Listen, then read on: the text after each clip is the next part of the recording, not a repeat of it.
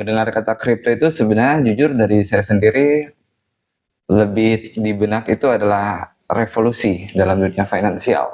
Nah, dari kripto ini sendiri Kak, sebenarnya ada suatu proses kerja di belakang yang namanya blockchain Kak. Emang ini dunia yang baru ya, emang nggak segampang untuk dimengerti, apalagi bahkan generasi-generasi kolonial ya kita sebutnya, emang agak susah untuk pada mencoba untuk timing the market gitu, padahal itu salah sekali gitu. Itu waktu di kampanyenya Bapak Gibran itu sudah disebutkan loh Pak, Yes. tentang blockchain, cryptocurrency, mereka akan support full lah untuk itu. Kira-kira Kak, apa sih tantangan mengedukasi masyarakat Sulawesi Utara dan sesusah apa masyarakat diedukasi tentang financial literasi? Apalagi Sulawesi Utara banyak banget orang yang ya dong. Ya, ditanya berat banget. banyak sekali cerita ini itu yang kita lewati.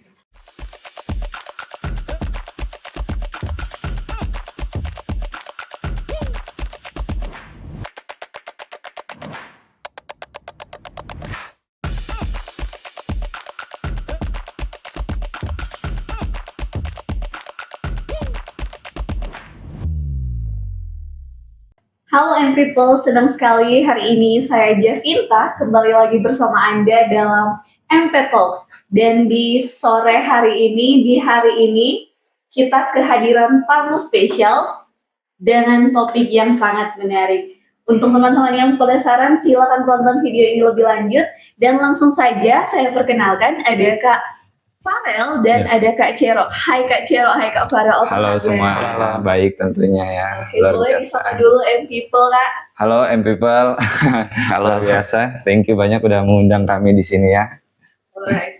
Nah Kak, nih masih muda-muda nih, kira-kira umur berapa sih? Penasaran? Saya 23. 23. Oke. Kalau Kak Farel sendiri? Aku sendiri jalan 23 tahun ini. 23. Iya, jadi kita bertiga di sini 23 tahun. Ya, 11-12 lah. Senang sekali di hari ini bersama Gensi kita akan membahas topik yang lumayan menantang, kripto. Nih Kak, sebelum jauh kita bahas, saya penasaran sih, pertama kali dengar kata kripto. Apa sih yang sebenarnya dimaksudkan dari kripto ini sendiri? Apakah uang digital, investasi, atau malah scam penipuan? Oke, kalau mulai dari kita pribadi ya, Iya. mendengar kata kripto sendiri itu karena kita sudah pelajari lebih dalam ya. Mendengar kata kripto itu sebenarnya jujur dari saya sendiri lebih di benak itu adalah revolusi dalam dunia finansial. Ya. Revolusi finansial. Ya, revolusi. Nah, banyak ya sih sebenarnya artinya uang digital lah, investasi digital dan lain-lain. Cuman dari saya pribadi sih emang revolusi dalam dunia finansial secara global gitu. Oke, kalau dari kripto sendiri? Mungkin mirip ya Kak, tapi mungkin di kripto sendiri kita bedah dari lebih detailnya lagi mungkin. Nah, kripto itu kan Kak sebenarnya berasal dari kata kriptografi. Nah, kriptografi ini sebenarnya ilmu yang mempelajari untuk mengamankan informasi. Nah, dari kripto ini sendiri Kak sebenarnya ada suatu proses kerja di belakang yang namanya blockchain Kak. Nah, jadi blockchain ini sistem yang mendasari semua kripto ini. Gitu Kak. Oke, sebelum jauh lagi lebih ke dalam nih Kak, apa sih yang menginspirasi Kakak berdua ini untuk terjun ke dalam dunia kripto? Oke, kalau dari aku sendiri sih emang ini dunia yang baru ya, emang nggak segampang untuk dimengerti, apalagi bahkan generasi-generasi kolonial ya kita sebutnya, emang agak susah untuk mengerti yang namanya mengerti yang namanya blockchain. Apa sih blockchain, Bitcoin, crypto? Karena emang kita tumbuh dalam dunia serba digital, ya kita mau juga memperkenalkan revolusi finansial ini kepada banyak orang begitu. Dan ini bukan scam, ini emang nyata gitu. Ini udah banyak dipakai di luar sana, cuman bagaimana kita mengembangkan literasi finansial kita di daerah, ya itu end game yang kita wujudkan di Sulawesi Utara begitu. Oke.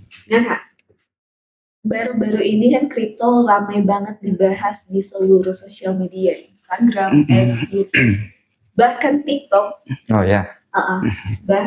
Dan sampai di seluruh daerah di Sulawesi Utara ini ramai banget bicarain tentang kripto. Apa sih ini maksudnya? Apakah dia menandakan ada pergeseran cara pandang masyarakat terhadap uang atau mungkin ada hal yang lain? Oke, memang akhir-akhir ini kripto makin hari makin ramai ya. Entah dia lagi naik gila-gilaan atau lagi turun gila-gilaan, semua pada ramai bicarain. Tapi memang makin hari makin ramai karena ya influence orang-orang edukator di luar sana makin makin merajalela ya. Kita bersyukur bahwa banyak yang mau sharing mengenai ini, dan memang ini sangat baik sih. Entah sekarang kan berita nih kripto lagi pada turun. Lagi turun. Iya, lagi turun. Nah, justru ini kita melihat ini sebagai peluang yang nggak datang dua kali gitu dalam dunia cryptocurrency gitu. Nah, ini Oke, jadi sebenarnya bagi apa ya dibilang pemain kripto apa gimana sih Kak? Oh, yang disebut sebagai yang memainkan kripto itu apa? kita banyak orang bilangnya dalam hal seperti ini, entah di kripto, saham dan lain-lain. Oh, lu main apa? Lu main kripto, lu main saham. Tapi kita mau edukasi bahwa kita janganlah bilang kata main. Kita bilang kita investasi. Kita seorang investor gitu. Investor kripto. Ya, Oke, jadi sebenarnya dengan turunnya kripto ini kan turun banget nih Kak. itu Jadi sebuah peluang bagi para investor. peluang banget gitu. Itu kita suka analogikan kayak contoh nih, harga beras bahan pokok kita turun ke harga 2.000 per liter, 2.000 per kilo. Ya, Mbak sendiri kan pasti mau baku kumpul loh. Pasti mau akumulasi terus, mau beli terus buat stok cadangan kan. Ya, kurang lebih analogisnya seperti itu. Kita lihat nilai penurunan sebagai harga diskon di sini sebagai peluang, justru bukan sebagai fear dalam market gitu sih. Karena mungkin kita sudah biasa di market dan udah sering mempelajari kripto ya, begitu mungkin. Kalau misal ini kan turun nih Kak, ada kemungkinan nggak sih terjadi panic buying? Panic buying kan dalam investasi ini agak ya berat sebelah ya. Iya.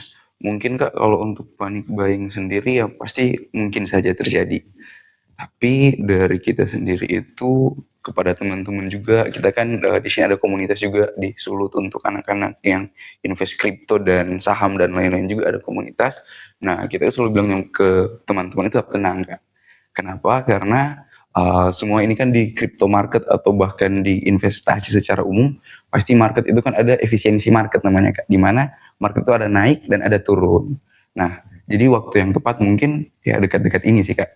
Untuk panic buying sendiri, menurut kita sendiri mungkin lebih tepatnya dihindari juga, tapi tetap dijaga risiko juga Kak.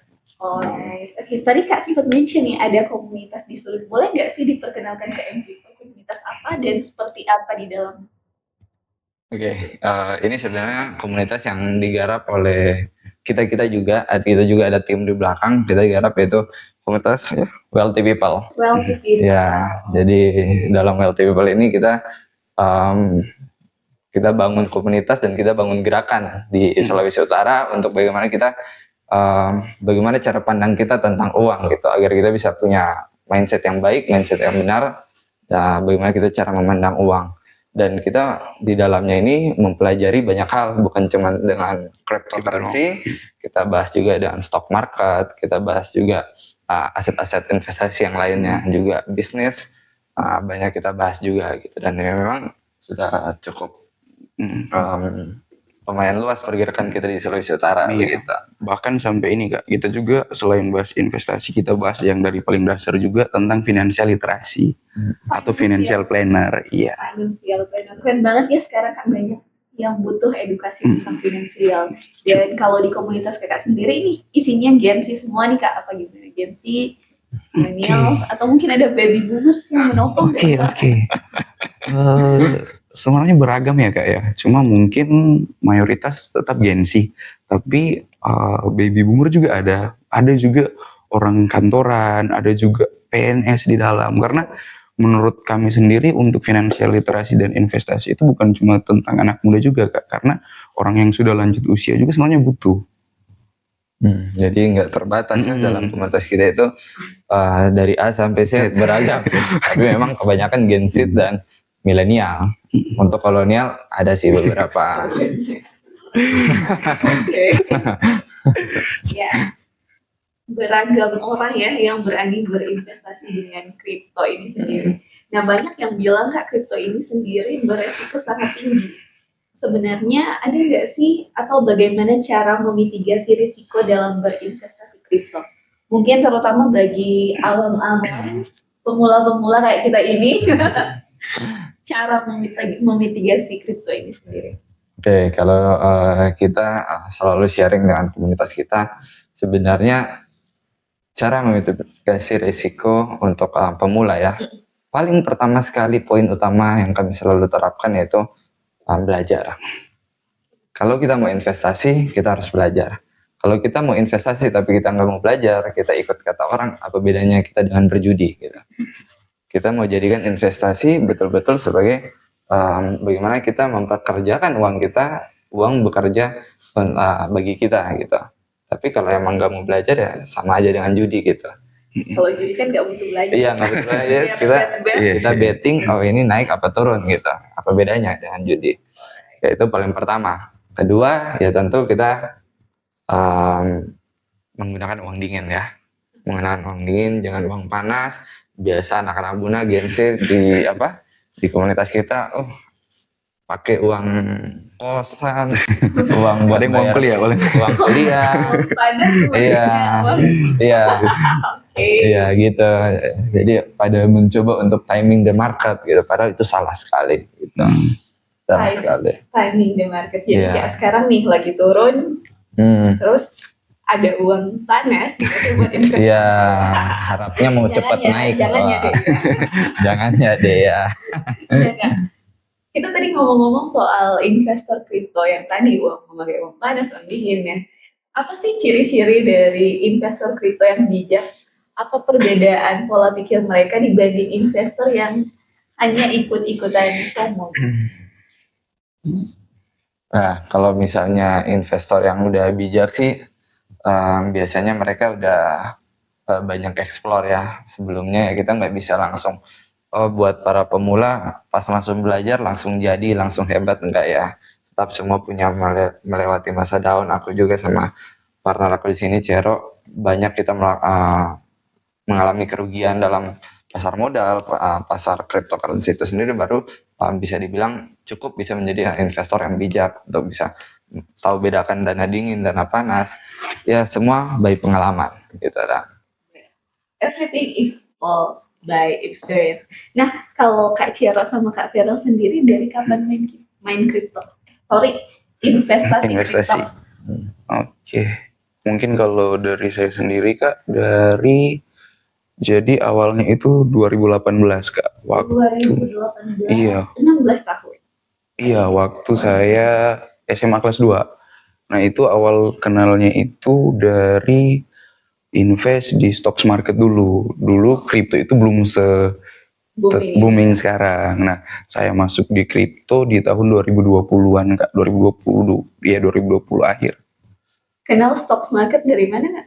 Kenal stocks market itu dari internet Kak. Jadi saya itu jujur dulu SMA suka banget main game Kak. Nah terus main game di komputer dan lain-lain, lihat kan kayak aduh ini kalau main game juga kayaknya kita butuh duit deh untuk beli item, beli dan lain-lain kan kita butuh duit juga kan. Nah terus masih karena masih sekolah juga kan uang jajan terbatas. Nah akhirnya coba cari cara ini untuk dapat duit yang easy untuk pelajar yang masih bisa sampingan di mana. Akhirnya kenal coba stocks market. Nah awalnya itu dari uang Natalan Kak. Biasa dulu kan masih dapat angpau Natal. Coba dari itu dulu awalnya Kak. Oke. Kalau Kak Feral sendiri? Kalau aku pribadi sih dari sebenarnya udah tahu cryptocurrency dari 2019, yaitu kelas 12 SMA mungkin waktu itu. Cuman baru invest awal masuk kuliah sekitar 2020-2021 sih waktu itu. Dan ya, ada jangka waktu ya? Iya, waktu itu belajar dulu, tapi waktu kenal waktu itu kan saham dan kripto, ya kita lebih pilih untuk invest dalam stock market lah lebih dulu waktu itu, karena pikirannya lebih aman, lebih nggak volatile dan lain-lain sih gitu. Tadi ada komunitas ya di Benadim sendiri. Nah, kalau untuk pemula ada nggak nih Kak program dari komunitas Wealthy People sendiri? Oke, Ada seminar-seminar, ada pelatihan. sebenarnya program yang kita buat di dalam komunitas kita sih sebenarnya ada banyak sih Mbak ya. Itu mulai dari seminar tetap ada, kita juga ada gathering mingguan secara offline. Gathering mingguan. Ya, gathering mingguan, jadi kita bisa sharing bebas di sana. Kita juga ada platform sosial media yang kita biasa gunakan, Discord dan grup WA. Tentunya kita bisa banyak sharing di sana, dan kita banyak menampilkan berbagai riset ya, tentunya dari berbagai company makroekonomi maupun mikroekonomi dalam membantu kita berinvestasi ya. Juga untuk tentunya bagi para pemula sih, kita juga ada menyiapkan modul-modul online. Ada dalam kita sudah buat juga aplikasi dan website. Jadi teman-teman yang mau bergabung dengan komunitas kami itu bisa buka satu persatu dulu modul program yang udah kami buat, udah sesuai kurikulum kami, baru tuh akan lebih cocok ketika kita gathering, sharing-sharing kan lebih masuk lah gitu. Tadi Kak Vera sempat mention ada website dan Aplikasi, ya benar. Apa tuh, boleh tuh di-share ke people? Mungkin boleh download. Oh iya, ya, boleh dong ya, kita promosi sekalian. Teman-teman buat yang udah nonton video ini, kalau tertarik mau belajar cryptocurrency, stock market, dan bisnis juga ya ke depannya, itu boleh banget tuh buka website kita di wealthypeople.id. Kalau aplikasi kita juga udah hadir di Play Store dan App Store. Itu Wealthy People, boleh langsung dibuka aja gitu. Wealthy People, oke. Iya. Nah Kak, kita udah banyak ngomong nih tentang dasar-dasar kripto dan lain sebagainya. Sejauh mana sih Kak dukungan dan pengawasan pemerintah mungkin lewat Bapepti atau lembaga lainnya dalam mendukung investasi kripto dan memastikan ekosistem kripto sendiri ini tetap sehat dan legal? Oke, nah Kak, mungkin secara regulasi ya Kak, dari beberapa tahun lalu itu sebenarnya sudah diawasi dari Bapepti, karena dulunya ini cryptocurrency itu dianggap sebagai komoditi Kak, maksudnya di komoditi, jadi diawasi oleh Bapepti. Cuma pada akhir tahun lalu OJK sudah mulai mengawasi juga dan sudah mengeluarkan list untuk daftar cryptocurrency yang dilegalkan. Begitu. Jadi secara regulasi untuk pemerintah sudah sangat mendukung ya Kak. Apalagi kan jujur dulu kalau itu waktu di kampanyenya Bapak Gibran itu sudah disebutkan loh Pak, Yes. tentang blockchain, cryptocurrency, mereka akan support full lah untuk itu. Makanya dengan regulasi-regulasi yang sudah sangat jelas sekarang di Indonesia, jadi sudah lebih aman sih, lebih secure lagi untuk kripto. Oke Kak, ngomong-ngomong nih, kita bicara tentang kripto, gimana sih cara memastikan bahwa platform atau aset kripto yang kita pilih itu aman, legal, dan bukan bagian dari skema penipuan? Oke, mungkin dari awal kita lihat dari ininya juga Kak. Jadi dari Bapepti dan OJK itu sudah ada surat atau sudah ada PDF untuk exchange yang dilegalkan. Exchange ini kayak tempat untuk beli koinnya Kak. Nah, itu yang pertama. Yang kedua itu biasanya Kak, jujur dari kita juga mengalami kendala di situ untuk mengedukasi orang-orang yang masih banyak juga yang kayak iming-iming kripto padahal MLM, iming-iming kripto padahal robot trading dan segala macam. Jadi biasanya kita sama teman-teman itu bilang Kak, bahwa lihat aja kalau sudah too good to be true itu jangan lagi deh. Karena di mana-mana kan orang investasi biasanya ditawarkan dengan return terlalu tinggi, itu udah bahaya itu. Too good to be true bahaya banget. Iya. Baik, jadi indikator yang paling mudah itu sendiri adalah iming-iming yang terlalu besar dan investasi yang kecil. Betul itu. Oke, jadi buat M people nih, jangan terlalu mudah percaya. Betul. Enggak sih Kak? Iya, betul, setuju. Ya, Nah Kak, sudah lumayan dalam untuk pemula. Ini menjadi pertanyaan terakhir saya. Apa sih Kak peluang terbesar kripto di Indonesia dan Sulawesi Utara khususnya dalam 5-10 tahun ke depan? Dan mungkin ada langkah kecil apa yang bisa kita lakukan untuk mengedukasi masyarakat mulai terjun ke investasi kripto ini sendiri? Ya, jadi kalau kita bicara dari aspek penerimaan teknologi kripto dan blockchain itu sendiri, jujur ya, kita sebagai orang yang sudah belajar ini cukup dalam, jujur-jujur aja di dunia sendiri itu secara global penyerapan teknologinya itu masih akan berasa mungkin 5-10 tahun ke depan. Oke. Jadi kalau kita bicara di daerah, jangan dulu terlalu jauh. Kita bicara mengenai aspek financial freedom lewat aspek investasinya di dalam cryptocurrency itu sendiri.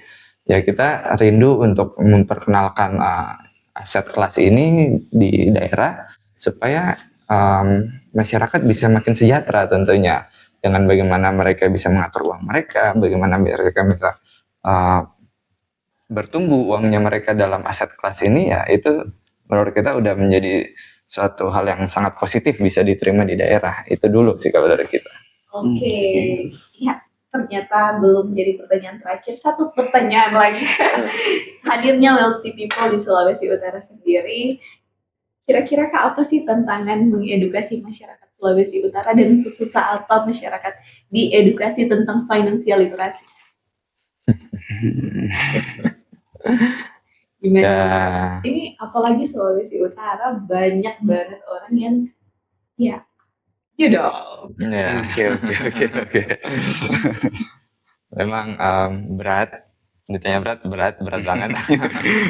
banyak sekali cerita ini itu yang kita lewati. Tapi kalau bilang berat karena memang ya mungkin SDM ya, kita bicara SDM memang jujur aja memang masih banyak keterkaitan dengan judul, banyak investasi yang nggak jelas, banyak juga ya mohon maaf ya banyak broker nggak jelas dari luar yang sering menawarkan investasi bodong, nggak jelas juga. Dibalut dan oh ini bakal bagus ya, cuma kita udah tahu ya. Banyak, nggak perlu kita bilang di sini.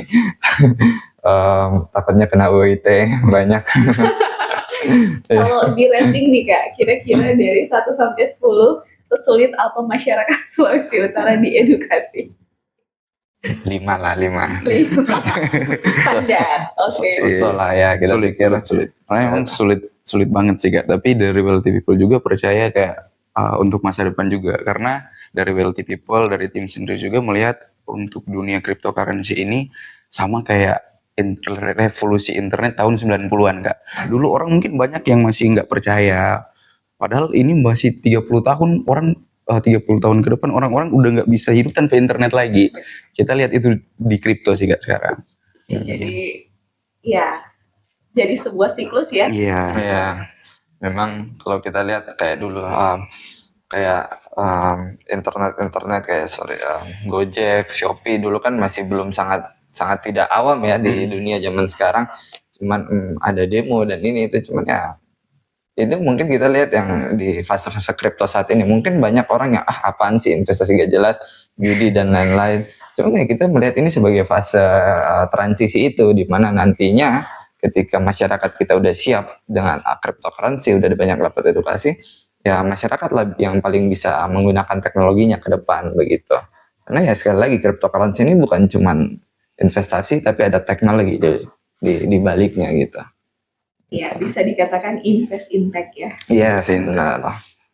Oke Kak, nih untuk menutup pembicaraan kita tentang kripto di sore hari ini, ada nggak sih Kak tips untuk pemula mungkin awam ke yang baru mau terjun atau mungkin yang baru-baru saja terjun?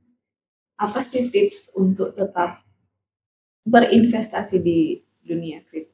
Oke, kalau dari saya sendiri nih Kak, mungkin untuk orang awam dan awal juga masuk kripto itu biasanya kita menyarankan untuk belinya yang blue chip Kak. Jadi di kripto juga sama kayak stocks market, ada yang blue chip, ada yang market value-nya yang besar. Nah, biasanya itu ada kayak Bitcoin, Ethereum, Solana dan lain-lain. Jadi untuk awal kita nggak usah cari keuntungan yang sebanyak-banyaknya, tapi invest dulu yang besar-besar Kak. Kita biasanya begitu sih. Oh, oke. Kalau dari Kak Farel sendiri? Oke, kita bicara scope bagi pemula ya, kita pastikan membeli di platform yang tepat dulu.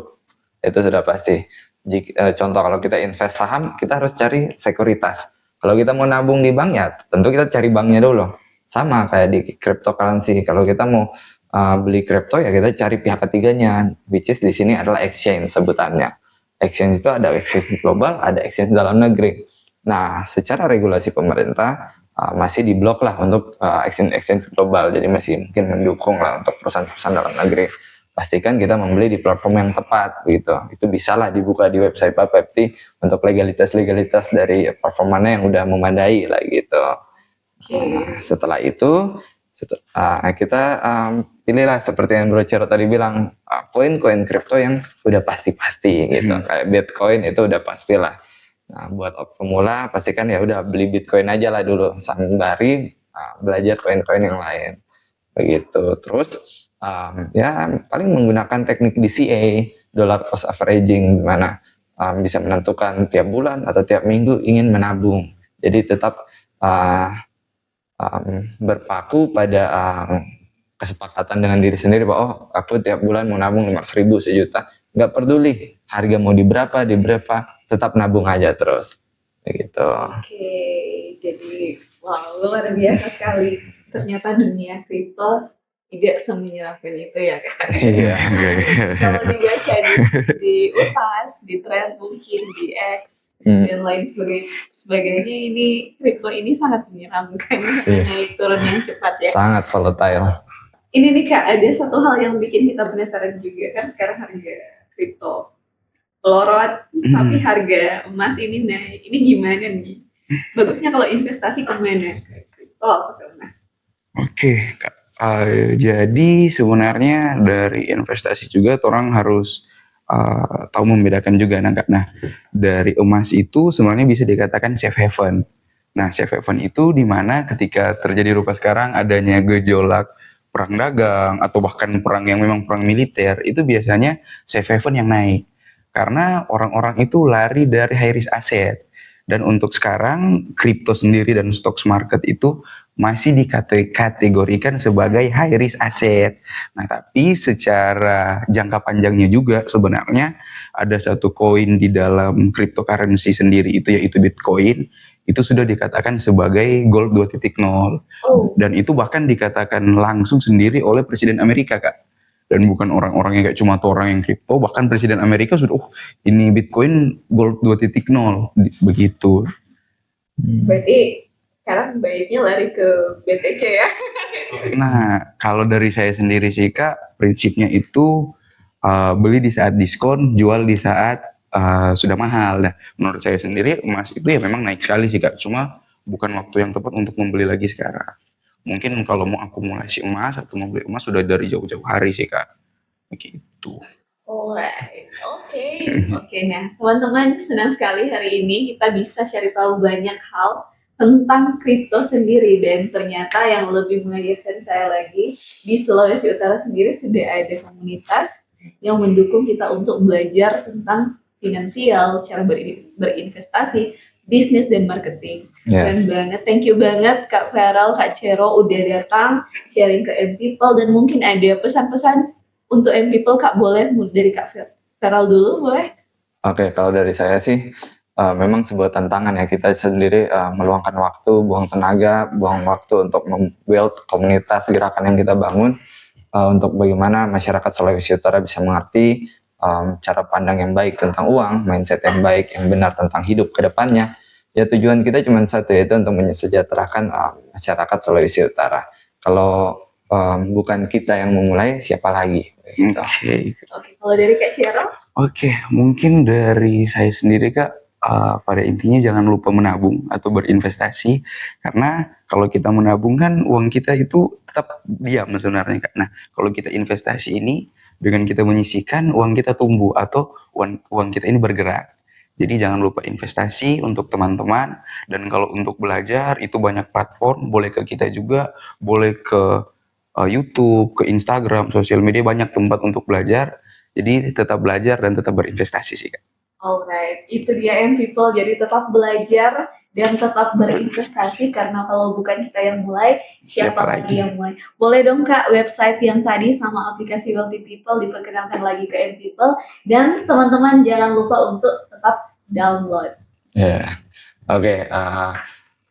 Pembicaraan kita udah berapa menit nih kira-kira? Udah mau sejam mungkin. Memang bicara about cryptocurrency, Bitcoin, blockchain nggak akan cukup. Sehari pun kita bicara ini nggak akan cukup.